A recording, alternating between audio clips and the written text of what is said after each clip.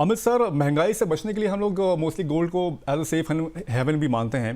लेकिन सर पिछले कुछ समय में जब इसमें खास तौर पे जब क्रैश देखने को मिला था, तो एमटीएफ का एक बहुत बड़ा यहाँ पर पार्ट प्ले होते हुए दिखा, जो कि उजागर भी हुआ। कई सारे लोग थे जो इसको समझ ही नहीं पा रहे थे। सर क्या लग रहा है कि एमटीएफ के जरिए, लेवरेज बाइंग के जरिए गोल्ड जो है वो एक लेवरेज मशीन भी बनता जा रहा है आगे निवेशकों के लिहाज से? नहीं, अभी देखिए, गोल्ड और सिल्वर के मार्जिन ऑलरेडी बहुत एक्सट्रीम लेवल पर बढ़ चुके हैं। जहां पर हम गोल्ड का मार्जिन देखते हैं तो 40 लाख रुपए के आसपास एमसीएक्स के वायदे कारोबार में है और 50 लाख रुपए के आसपास सिल्वर का है। तो ये एमटीएफ ट्रेड फैसिलिटी जो थी, ये अब मुझे ऐसा लगता है एग्जॉस्ट हो चुकी है, और इसकी वजह से ओवर वैल्यूएशन होना या फिर बाजार में वोलेटिलिटी आगे आना, इसकी संभावनाएं कम लगती है। रिटर्न उतने एक्सपेक्टेड नहीं है जितने अभी हमने जनवरी और दिसंबर मंथ में देखे। लेकिन हाँ, अपने पोर्टफोलियो का भाग होना चाहिए। ये आपकी कोई भी अनसर्टेनिटी को हेज करके देता है। और दूसरी बात ये है कि आप जब ईटीएफ में इन्वेस्ट करते हैं तो आप लोगों को यहाँ पर कोई स्टोरेज कॉस्ट नहीं लगती है, और या फिर कोई मेकिंग चार्जेस नहीं लगते हैं।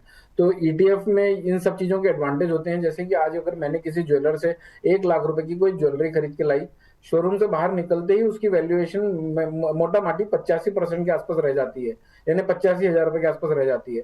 तो अगर आप शौक के लिए निवेश कर रहे हैं, ज्वेलरी पे निवेश कर रहे हैं, तो उसकी स्टोरेज कॉस्ट भी है, रिस्क भी इनहेरेंट है उसमें, प्लस मेकिंग चार्जेस वगैरह के नुकसान भी है, लेकिन शौक की कोई कीमत नहीं होती। लेकिन अगर आप इन सब कॉस्ट को अवॉइड करना चाहते हैं, इन्वेस्टिंग पॉइंट ऑफ व्यू से रखना चाहते हैं, अपने पोर्टफोलियोज को हेज करना चाहते हैं, और वैसे भी ये सारे एसेट क्लास प्रोग्रेसिव हैं, तो ETF are the best options, और ये this must be in the portfolio.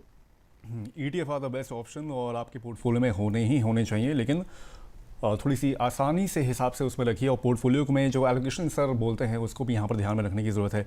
Amit sir, लेकिन अभी ट्रेडर्स के लिहाज से अगर देखा जाए तो आप क्या लेवल देख रहे हैं अभी पिछले मतलब अगले 1 साल में यहाँ पर गोल्ड के लिए?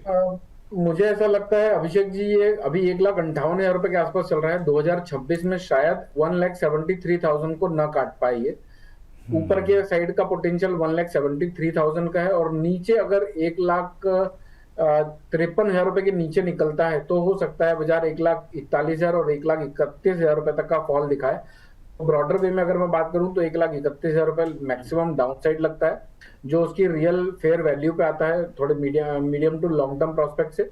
और अपर साइड में 1,73,000 कोई अगर स्पेकुलेटिव मूव आते हैं, या फिर कोई अनसर्टेनिटी ट्रिगर होती है, या फिर डॉलर इंडेक्स के इधर इफेक्ट होते हैं। तो अमित सर, अभी गोल्ड और सिल्वर रेशियो भी जो है वो भी थोड़ा सा यहाँ पर बराबर हो गया है, दोबारा थोड़ी सी इसमें भी इजाफा देखने को मिल गया है। 50 के आसपास, 50 से नीचे इनफैक्ट चला गया था कुछ समय पहले, और अभी मैं देख रहा हूँ कि 60 के आसपास ये पहुँच गया है। सर क्या लग रहा है कि अभी दोबारा गोल्ड ने अपना मुकाम हासिल कर लिया है? सर, अब वही अपन ने शो के स्टार्ट में ही कहा था कि गोल्ड और सिल्वर अब अपनी फेयर वैल्यू को डिफाइन करना चाहते हैं। अब मुझे लगता है कि 60 का ही on an average historical level रहा है, जहां पर 1:60 का रेशियो चलता है गोल्ड सिल्वर का। बीच में हमने 104 तक भी जाते देखा था, और बीच में हमने 46 तक भी आते हुए देखा सिल्वर के रेशियो को।